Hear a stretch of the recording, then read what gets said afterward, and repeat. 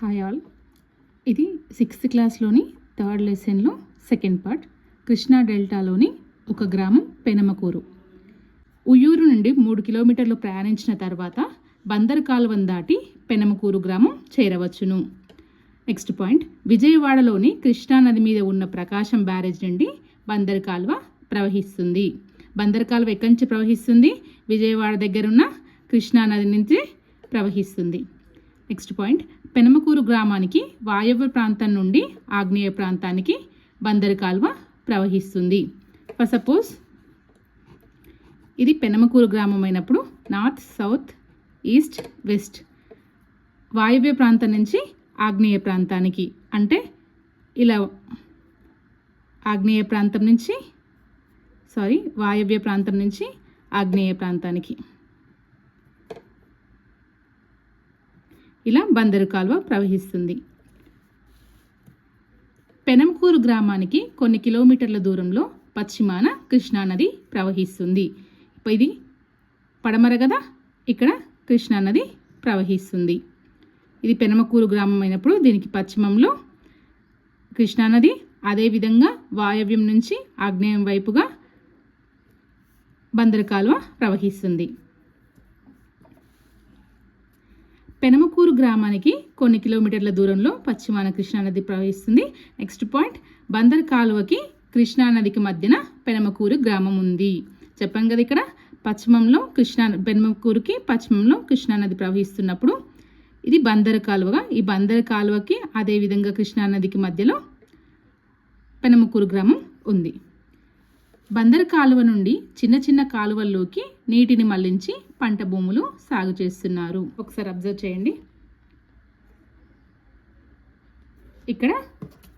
ఇక్కడ ఉయ్యూరు ఉంది. ఉయ్యూరు నుంచి 3 కిలోమీటర్స్ ప్రయాణించిన తర్వాత ఇక్కడ మనకి పెనమకూరు గ్రామం వస్తుంది. ఉయ్యూరు నుంచి పెనమకూరుకి 3 కిలోమీటర్లు ప్రయాణించిన తర్వాత పెనమకూరు వస్తుంది. ఇక్కడ మధ్యలో చూడండి, ఇది బందరు కాలువ, ఈ లైన్ ఉంది కదా, ఇది బందరు కాలువ. అదేవిధంగా పెనమకూరుకి పశ్చిమంగా కృష్ణానది ప్రవహిస్తుంది. ఇది పెనమకూరు, పశ్చిమంగా ఇది కృష్ణానది, ఇది కృష్ణానది. అదేవిధంగా పెనమకూరు గ్రామం బందరు కాలువకి అదేవిధంగా కృష్ణానదికి మధ్యలో ఉంది. పెనమకూరు కృష్ణానదికి తూర్పు వైపున ఉంది, కృష్ణానది పెనమకూరుకి పశ్చిమం వైపున ఉంది. అదేవిధంగా బందరు కాలువ వాయవ్యం నుంచి ఆగ్నేయం వైపు ప్రవహిస్తుంది. ప్రకాశం బ్యారేజీ కృష్ణానదికి ఉత్తర ఒడ్డున విజయవాడ నగరం ఉంది. 1855 సంవత్సరంలో బ్రిటిష్ వారు విజయవాడ దగ్గర కృష్ణానదిపై ఒక ఆనకట్టను నిర్మించారు. దానినే ప్రకాశం బ్యారేజ్ అంటారు. కొన్ని బుక్స్లలో 1853 కూడా ఉంది, ఒకసారి గమనించండి. ఈ బ్యారేజ్ నుండి కాలువలతో 12 లక్షల ఎకరాల భూమి సాగు అవుతుంది. ఈ బ్యారేజ్ నుంచి వచ్చే నీటిని కాలువలకు మళ్లించి 12 లక్షల ఎకరాల భూమిని సాగు చేస్తున్నారు. ఒకసారి చూడండి, ఇది కృష్ణానది, ఇది విజయవాడ, ఉత్తర ఒడ్డున ఉంది. నేలలు, పెనమకూరు గ్రామంలో ఉన్న నేలలు చాలా వరకు సారవంతమైనవి. ఇవి ఒండ్రు నల్లరేగడి భూములు. నెక్స్ట్ పాయింట్, నదులు నిక్షిప్తం చేసిన నేలలను ఒండలి నేలలు లేదా ఒండ్రు భూమి అంటారు. నదులు నిక్షిప్తం చేసిన హ్యూమస్ వీటితో ఉంటుంది కదా, వీటిని ఒండలి నేలలు లేదా ఒండ్రు భూమి అంటారు. నెక్స్ట్ పాయింట్, ఒండ్రు భూములు సారవంతంగా ఉండి ఎక్కువ నీటిని పట్టి ఉంచగలుగుతాయి. వీటిలో అధిక పోషక పదార్థాలు ఉండడం వల్ల పంటలు బాగా పండుతాయి. ఈ ఒండ్రు భూములు నీటిని ఎక్కువ రోజులు పట్టి ఉంచగలుగుతాయి. అదేవిధంగా వీటిలో అధిక పోషక పదార్థాలు ఉండడం వల్ల పంటలు బాగా పండుతాయి. నెక్స్ట్ పాయింట్, ఇక్కడ 15 అడుగుల లోతు వరకు మనకు నల్లరేగడి మట్టి కనిపిస్తుంది. నల్లరేగడి భూములు వర్షాకాలంలో ఎంతో జిగురుగా ఉండి చాలా కాలం వరకు తేమను పోగొట్టుకోకుండా ఉంటాయి. ఇవి ఆరిపోతున్నప్పుడు భూమి ఉపరితలం పగుళ్ళు ఏర్పడి పగుళ్ళ వల్ల భూ ఉపరితలం మీద ఉన్న మట్టి రాలి పగుళ్ళలోకి చేరుతుంది. ఈ పగుళ్ళ వల్ల ఏమవుతుంది? మట్టి రాలి పైన ఉన్న మట్టి రాలి లోపలికి పడిపోతుంది. అంటే ఇక్కడ ఉన్న సారవంతమైన మట్టి లోపలికి వెళ్ళిపోతుంది. దీన్నే సెల్ఫ్ ప్లవింగ్ లేదా స్వయంగా మట్టి మార్పిడి అంటారు. ఈ భూములు ఎల్లప్పుడూ సారవంతంగా ఉండడానికి ఇది ఒక ముఖ్య కారణం. ఎందుకంటే పైన ఉన్న మట్టి సారవంతంగా ఉంటుంది. ఈ సారవంతమైన మట్టి పగుళ్ళ వలన లోపలికి వెళ్ళిపోతుంది.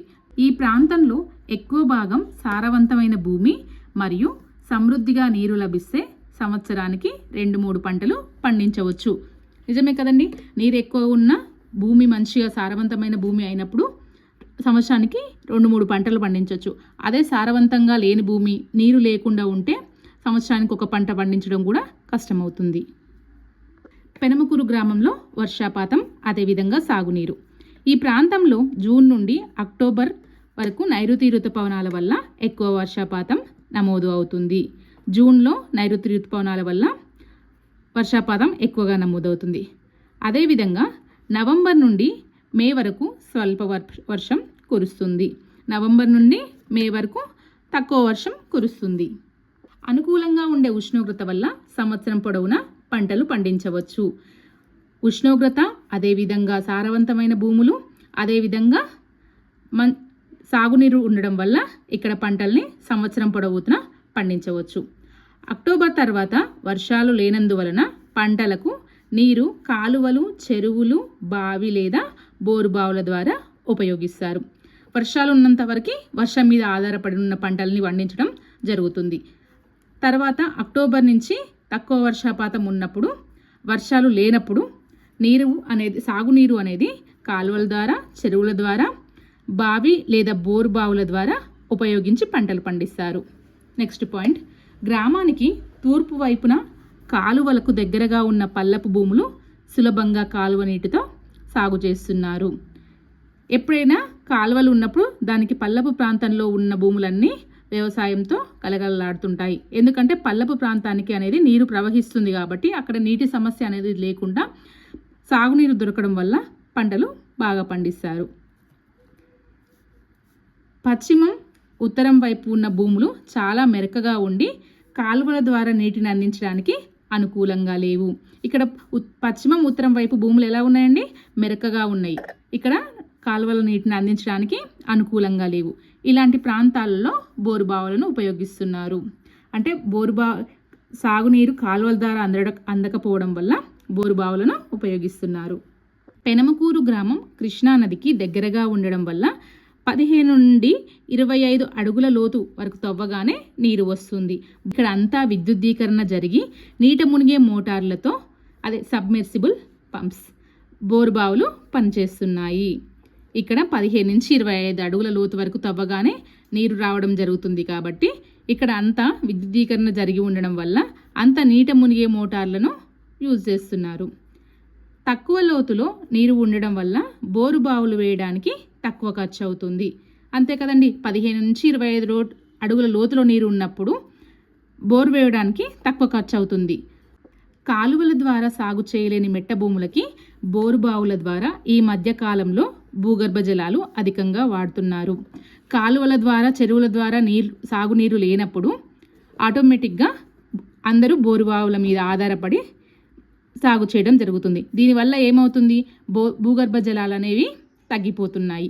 భూగర్భ జలాలు అధికంగా వాడడం వల్ల తగ్గిపోవడం జరుగుతుంది. తుఫానులు, వరదలు. ఆంధ్రప్రదేశ్లో తరచూ వరదలు వచ్చే జిల్లాల్లో కృష్ణా జిల్లా ఒకటి.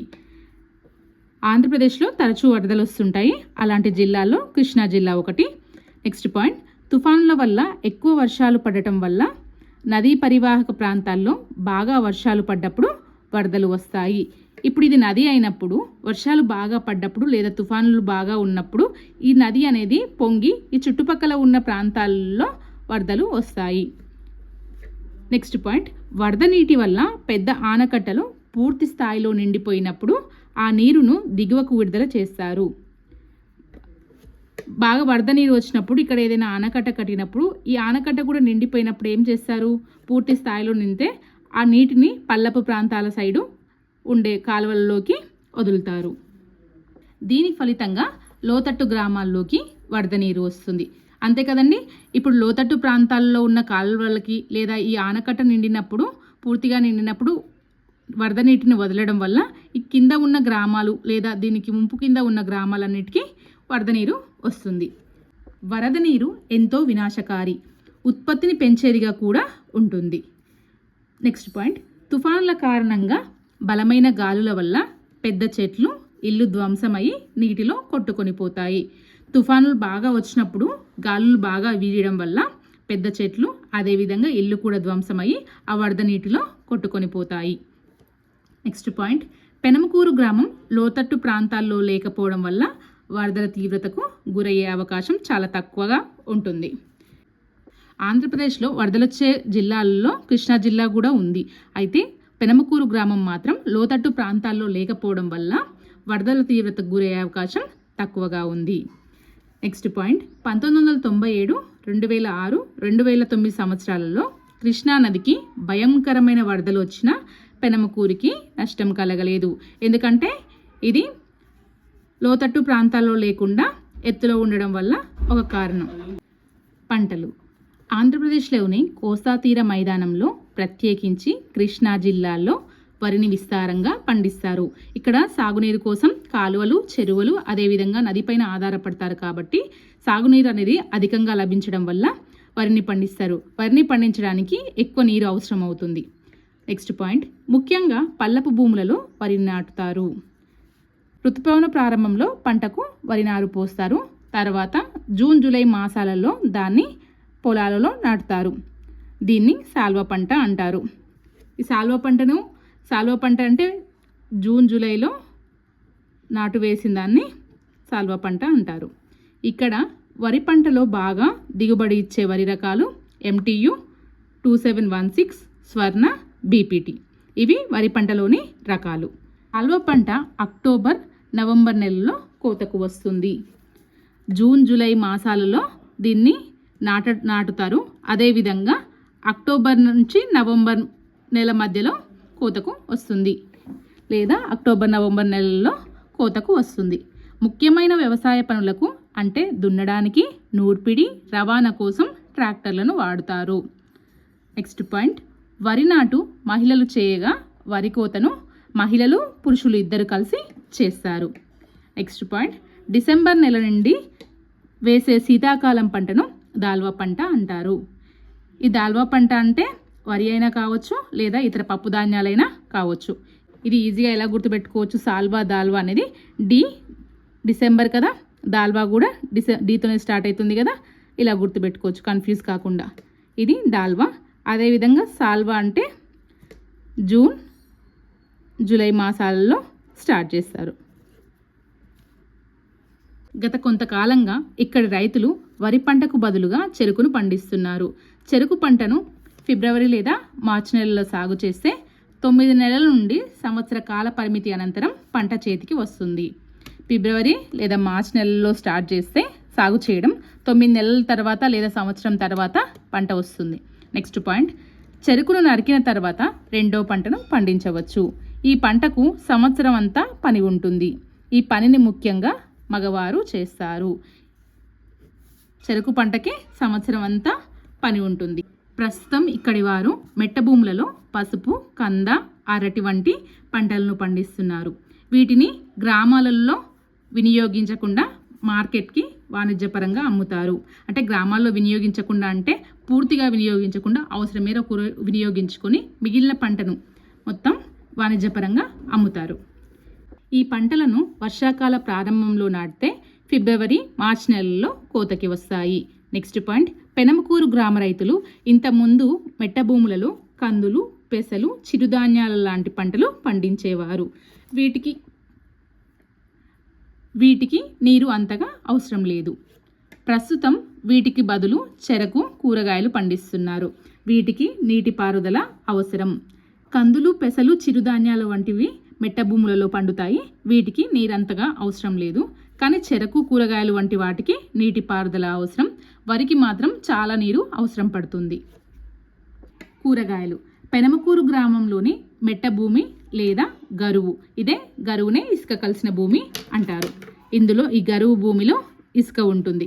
ఇసుక పాళ్ళు ఎక్కువగా ఉంటాయి. ఇది కూరగాయల సాగుకు ఎంతో అనువైనది. గరువు లేదా మెట్ట భూమి దేనికి అనుకూలమైనది? కూరగాయ సాగుకి అనుకూలమైనది. పల్లపు భూములలో రెండో పంటకు నీరు సమృద్ధిగా కాలువల ద్వారా రానప్పుడు వరి పంటకు బదులుగా కూరగాయలు సాగు చేస్తారు. చెప్పాను కదండి, వరి పంటకు ఎక్కువ నీరు అవసరం పడుతుంది. కానీ ఈ వరి పంటకి సరిగా నీరు అందనప్పుడు రెండో పంటగా దీని బదులు కూరగాయల్ని సాగు చేస్తారు. సాధారణంగా వంకాయ, బెండకాయ, దొండకాయ, బీరకాయ, క్యాబేజీ ఇలాంటి పంటలు పండించి దగ్గరలోని ఉయ్యూరు రైతు బజార్లో విక్రయిస్తారు. ఉయ్యూరు పెనమకూరికి 3 కిలోమీటర్ల దూరంలో ఉంది అని చెప్పాం కదా. ఇక్కడ ఉయ్యూరు రైతు బజార్లో విక్రయిస్తారు. భూములలో సారం పెంచడానికి కొందరు రైతులు వేసవి కాలంలో జీలుగా, పిల్లి పెసర లాంటివి వేస్తారు. ఇవి చిక్కుడు జాతికి చెందిన పంటల వల్ల భూమిలో నత్రజని శాతం పెరుగుతుంది. ఇవి వేసిన 30 నుంచి 40 రోజుల తర్వాత ఈ మొక్కలను భూమిలో కలిపి దున్నడం వల్ల ఇది పంటలకు ఎరువుగా ఉపయోగపడుతుంది. వీటిని వేసిన తర్వాత 30 నుంచి 40 రోజుల తర్వాత ట్రాక్టర్తో అలాగే భూమిలో కలిపేస్తారు. అంటే అలాగే దున్ని కలుపుతారు. దీనివల్ల ఇది పంటకు ఎరువుగా ఉపయోగపడుతుంది. తోటలు. నదీ సమీప భూములలో ఇసుకతో కూడిన మట్టి ఉండడం వల్ల తేమను నిలుపుకునే సామర్థ్యం తక్కువ కావడం వల్ల వరి పంట సరిగా పండదు. అందుకే కృష్ణానది ఒడ్డున మరియు పెనమకూరు మెట్ట ప్రాంతాలలో జామ, సపోటా, బొప్పాయి వంటి వివిధ రకాల పండ్ల తోటలు కనిపిస్తాయి. ఇది నదీ తీరం లేదా కాలువల వెంట ఉండే ప్రాంతం అయినప్పుడు ఈ చుట్టూతా ఉండేవి ఇసుక ప్రాంతాలు అవుతాయి. ఈ ఇసుకతో కూడిన మట్టి ఉండే భూములలో జామ, సపోటా, బొప్పాయి వంటి పండ్లను పండిస్తున్నారు. ఈ భూములలో పండ్ల మొక్కల వేర్లు నేలలోకి లోతుగా వెళ్ళి అక్కడి నీటిని తీసుకుని బాగా పెరుగుతాయి. పండ్ల మొక్కల వేర్లు మాత్రం చాలా లోతుకి వెళ్తాయి. చాలా లోతుకి వెళ్ళి అక్కడ ఉన్న నీటిని తీసుకొని భూగర్భంలో ఉన్న నీటిని తీసుకొని వేర్ల ద్వారా గ్రహించి చెట్టుకి అందజేసి బాగా పెరుగుతాయి. అందువల్ల నది సమీప భూములు పండ్ల తోటల పెంపకానికి అనువుగా ఉంటాయి. అదేవిధంగా ఇసుక కలిసిన భూములు అవ్వడం వలన దీనిలో చెట్టు వేర్లు చాలా లోతుగా వెళ్తాయి. పెనమకూరులో సాగునీరు, అదేవిధంగా మార్కెట్, పంటల మార్పిడి ఎలా ఉందో చూద్దాం.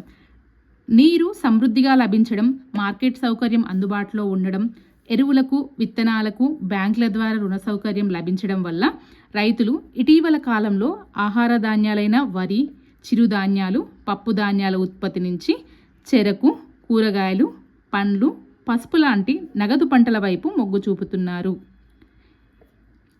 రైతులకి, ఎరువులకి, అదేవిధంగా విత్తనాలకి బ్యాంకు రుణ సౌకర్యం అందించడం, అదేవిధంగా నీరు సమృద్ధిగా లభించడం, మార్కెట్ సౌకర్యం ఉండడం, ఇవన్నీ ఉండడం వల్ల ఆహార ధాన్యాలైన వరి, చిరుధాన్యాలు, పప్పు ధాన్యాలు కాకుండా చెరకు, కూరగాయలు, పండ్లు, పసుపు లాంటి నగదు పంటలు అంటే వాణిజ్య పంటలకి మొగ్గు చూపుతున్నారు. భూమి యాజమాన్యం, కౌలుదారి విధానం. పెనమకూరులో మొత్తం కుటుంబాలు 750 ఉన్నాయి. వాటిలో 10 ఎకరాల కంటే ఎక్కువ భూమి ఉన్న కుటుంబాలు 10 కుటుంబాలు. 750 కుటుంబాలలో 10 ఎకరాల కంటే ఎక్కువ ఉన్న కుటుంబాలు 10 కుటుంబాలే. అంటే 740 కుటుంబాలకి 10 ఎకరాల కంటే ఎక్కువ భూమి లేదు. నెక్స్ట్ పాయింట్, 5 ఎకరాల కంటే తక్కువ భూమి ఉన్న కుటుంబాలు 150 కుటుంబాలు. 10 ఎకరాల కంటే ఎక్కువ భూమి ఉన్న కుటుంబాలు 10 ఉన్నాయి. 5 ఎకరాల కంటే తక్కువ ఉన్నవి 150 కుటుంబాలు ఉన్నవి. మిగిలిన కుటుంబాలకి ఏ రకమైన భూములు లేవు. 160 కుటుంబాలకి భూమి ఉంది, మిగిలిన కుటుంబాలకి భూమి లేదు. వీరు భూమిని కౌలుకు తీసుకోవడము లేదా యజమానుల భూములలో కూలి పనులు చేసుకుంటారు. భూమిలోని వాళ్ళు ఏం చేస్తారండి, వేరే వాళ్ళ భూములలో పని అయినా చేస్తారు లేదా భూమిని కౌలుకు తీసుకొని వ్యవసాయం అయినా చేస్తారు. పెనమకూరు గ్రామంలో ఇల్లు. పెనమకూరు గ్రామంలో అనేక కులాల వారు, వృత్తుల వారు నివసిస్తున్నారు. గ్రామంలోని ముఖ్య ప్రాంతంలో భూమి యజమానులు మాత్రమే నివసిస్తున్నారు. నెక్స్ట్ పాయింట్, ఇతరులు గ్రామ సమీప శివారులో బందరు కాలువకు ఇరువైపులా గ్రామానికి దక్షిణ భాగంలో నివసిస్తున్నారు. భూమి యజమానులు గ్రామంలోని ముఖ్య ప్రాంతంలో, అదేవిధంగా ఇతరులు గ్రామ సమీప శివార్లో బందరు కాలువకి ఇరువైపులా అదేవిధంగా కొంతమంది దక్షిణ భాగంలో నివసిస్తున్నారు. గ్రామం మధ్య భాగంలో చిన్న కిరాణా దుకాణాలు, బ్యాంక్, ఆర్ఎంపీ డాక్టర్స్, మందుల షాపు, ఐరన్ వెల్డింగ్ షాపు, క్షౌరశాల, చిన్న హోటళ్లు కూడా ఉన్నాయి. జంతువుల పెంపకం. పెనమకూరు గ్రామంలో మొత్తం భూమి సాగులో ఉండడం వల్ల పశువుల మేతకు భూమి కరువైంది. మొత్తం సాగు భూమి అవ్వడం వల్ల పశువులను మేపడానికి అవసరమయ్యే భూమి కరువైంది. అందువల్ల కొన్ని ఎద్దులను, ఆవులను, బర్రెలను, గొర్రెలను పొలంలో పని చేయటానికి పాల కొరకు మాత్రమే పెంచుకుంటారు. బుట్టలు అల్లడం, పందుల పెంపకం, చేపలు పట్టడం. పెనమకూరు గ్రామంలో వ్యవసాయం మాత్రమే కాకుండా కొంతమంది బుట్టలు అల్లడం, కొంతమంది పందుల పెంపకం, అదేవిధంగా చేపలు పట్టడం చేస్తుంటారు. నెక్స్ట్ పాయింట్, బందరు కాలువకు 2 వైపులా పెరిగే ఈత చెట్ల ఆకులను సేకరించి 15-20 మంది కుటుంబాలు బుట్టలు అల్లుతూ జీవిస్తున్నారు. ఈ బందరు కాలువకి పక్కనంగా ఈత చెట్లు అనేవి పెరుగుతాయి. ఈ ఈత చెట్ల ఆకులతో బుట్టలు అల్లేవాళ్ళు బుట్టలను అల్లి వాటిని అమ్మి జీవిస్తున్నారు. వీళ్ళు వేరే గ్రామం నుంచి పనుల నిమిత్తం ఇక్కడికి వలస వచ్చారు. వీళ్ళ ప్రధాన వృత్తి బుట్టలు అల్లడం, ఎలుకలను పట్టడం, పందులను పెంచడం. జగన్నాథ నాంచారయ్య పెనమకూరికి 30 సంవత్సరాల క్రితం వచ్చి స్థిరపడ్డాడు. వాళ్ళ ఊర్లో పనులు దొరకనప్పుడు ఏం చేస్తారు? పక్క ఊరికి లేదా పట్టణానికి లేదా నగరాలకు వెళ్ళి అక్కడ పనులు చూసుకుంటారు. అలాగే ఈ జగన్నాథ నాంచారయ్య కూడా వేరే గ్రామం నుంచి పెనమకూరుకు వచ్చి 30 సంవత్సరాలుగా ఇక్కడే స్థిరపడి బుట్టలు అల్లుకుంటూ జీవిస్తున్నాడు. జగన్నాథ నాంచారయ్య, అతని భార్య ఒక రోజుకి 5-6 బుట్టలు అల్లి పక్క గ్రామంలో విక్రయిస్తారు. భార్యాభర్తలు ఇద్దరు బుట్టలు అల్లి పక్క గ్రామంలో విక్రయిస్తారు. నెక్స్ట్ పాయింట్, ఇతని పొరుగున ఉన్న కట్ట శివయ్య అనే వ్యక్తి కాలువలో బుట్టవల సహాయంతో చేపలు పట్టి పక్క గ్రామంలో అమ్ముతాడు. పెనమకూరు గ్రామంలో పూర్తిగా ఆధునీకరించిన కోళ్ల ఫారం ఉంది. నీటిని నిప్పల్స్ ద్వారా, ఆహారాన్ని కన్వేయర్ బెల్ట్ ద్వారా అందిస్తారు. ఈ ఫారంలో 80,000 కోళ్ళు ఉన్నాయి. ఎన్ని ఉన్నాయండి ఈ ఫారంలో కోళ్ళు? 80,000 ఉన్నాయి. ఇవి రోజుకు 50,000 గుడ్లు పెడతాయి. 80,000 కోళ్ళు రోజుకి 50,000 గుడ్లు పెడతాయి. 80,000 కోళ్ళు పర్ డే 50,000 గుడ్లు పెడతాయి. గుడ్లను విజయవాడకు, అస్సాం, బీహార్ రాష్ట్రాలకి ఏజెంట్ల ద్వారా ఎగుమతి చేస్తారు. కోళ్ల పెంటను చేపల ఆహారం కోసం సమీపంలోని రైతులకు అమ్ముతారు. ఎవరైతే చేపల్ని పెంచుతారో వాళ్ళు చేపలకు ఆహారంగా ఉండేందుకు ఈ కోళ్ల పెంటను కొంటారు. కొని వాటికి ఆహారంగా వేస్తారు. Rice mill. ఈ మిల్లు యజమానులు రైతుల దగ్గర ధాన్యం కొని మరపట్టిన అనంతరం బియ్యంని ఇతర ప్రాంతాల్లో అమ్ముతారు. రైతుల దగ్గర మిల్లు యజమానులు ధాన్యం కొని వాటిని బియ్యం పట్టించి తర్వాత వేరే ప్రాంతాల్లో అమ్ముకుంటారు. నెక్స్ట్ పాయింట్, ఇక్కడ కోళ్ల పెంపకం, బియ్యం మరలు వ్యవసాయాధారితమైనవి. అందుకే వీటిని వ్యవసాయాధారిత పరిశ్రమలు అంటారు. ఇవి 2 వ్యవసాయం మీద ఆధారపడి ఉన్నాయి కాబట్టి వీటిని వ్యవసాయాధారిత పరిశ్రమలు అంటారు. నెక్స్ట్ పాయింట్, మైదాన ప్రాంతంలో ఇదే రకమైన పరిశ్రమలు కనబడతాయి. ఎందుకంటే ఇక్కడ వ్యవసాయం బాగా జరుగుతుంది కాబట్టి మైదాన ప్రాంతంలో వ్యవసాయాధారితమైన పరిశ్రమలు ఎక్కువగా కనపడతాయి. రవాణా సౌకర్యం ఉండడం వల్ల ఇక్కడి వాళ్ళు అవసరమైన ముడి సరుకులు కొనుగోలు చేసి వాటితో ఉత్పత్తి చేసిన వస్తువులను అమ్మకం చేయగలుగుతారు. రోడ్డు రవాణా మార్కెట్లు. ఈ ప్రాంతం నుండి వివిధ నగరాలకు, పట్టణాలకి అభివృద్ధి చెందిన రోడ్డు రవాణా వ్యవస్థ ఉంది. వీరి ఉత్పత్తులను సులభంగా విక్రయించడానికి ఇది ఉపయోగపడుతుంది. ఇక్కడి రైతులు చెరకు పంటను ఉయ్యూరులోని పంచదార మిల్లుకు, వీరు పండించిన కూరగాయలు, అరటి పళ్ళను ఉయ్యూరు, విజయవాడలోని రైతు బజార్లకు సరఫరా చేస్తారు. చెరుకును ఉయ్యూరులోని పంచదార మిల్లుకు, అదేవిధంగా కూరగాయల, అరటి పండ్లను ఉయ్యూరు, విజయవాడలోని రైతు బజార్లకి సరఫరా చేస్తారు. నెక్స్ట్ పాయింట్, వరి ధాన్యాన్ని పంట భూములలోనే మధ్యవర్తుల ద్వారా విక్రయిస్తారు. కూలీల లభ్యత. ఈ గ్రామంలో ఉన్న వాళ్ళలో ఎక్కువ మందికి ఇక్కడే పని లభిస్తుంది. కొంతమంది కూలీలు చుట్టుపక్కల గ్రామాల నుండి కూడా వస్తుంటారు. కొంతమంది కూలీలు చుట్టుపక్కల గ్రామాల నుంచి కూడా ఇక్కడికి వచ్చి పనిచేస్తుంటారు. 10వ తరగతి ఆ పైన చదువుతున్న యువకులు ఆటో డ్రైవర్లుగా, మెకానిక్లుగా, ఎలక్ట్రీషియన్లుగా పనిచేస్తున్నారు. టెక్స్ట్ బుక్ పేజ్ నెంబర్ 24లో కొన్ని క్వశ్చన్స్ ఇలా బాక్స్లో అడిగారు. అందులో ఫస్ట్ క్వశ్చన్, పెనమకూరులోని నేల రకాలు. సరియైన జవాబులకు రైట్ మార్క్ పెట్టండి అని. ఏ ఇసుక రాళ్ళు, బి ఇసుక బంకమట్టి, సి నల్లరేగడి ఇసుక. పెనమకూరులో ఏ భూములు ఉన్నాయి? నల్లరేగడి, అదేవిధంగా ఇసుకతో కూడిన మట్టి నేలలు ఉన్నాయి. నెక్స్ట్ క్వశ్చన్, కింది వాటిలో ఏ వాక్యం సరైనది అని అడిగారు. కింద ఇచ్చిన వాటిలో ఏ వాక్యం సరైనది? ఏ ఇసుక భూములు తేమను కలిగి ఉంటాయి, బి నల్లరేగడి భూములు ఎక్కువ తేమను కలిగి ఉంటాయి, సి నల్లరేగడి ఇసుక భూములు తేమను కలిగి ఉంటాయి. ఆన్సర్ ఏంటండి? ఇసుక భూములు తేమను కలిగి ఉంటాయా? ఉండవు, తొందరగా నీరు ఇంకిపోయి ఉంటాయి. సెకండ్ ఆప్షన్, నల్లరేగడి భూములు ఎక్కువ తేమను కలిగి ఉంటాయి. ఇది కరెక్ట్ కదా. నెక్స్ట్, పెనమకూరు గ్రామంలోని రైతులు ఏ నేలలో వరి పండిస్తారు? వరిని ఏ నేలలో పండిస్తారు? దీనికి ఆన్సర్ కామెంట్లో పెట్టండి. ఓకే అండి, thank you. Next lesson. Thank you అండి.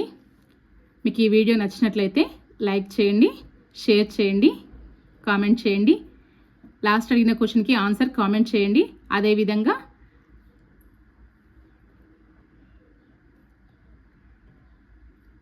సబ్స్క్రైబ్ చేసుకోవాలి అయితే సబ్స్క్రైబ్ చేసుకోండి.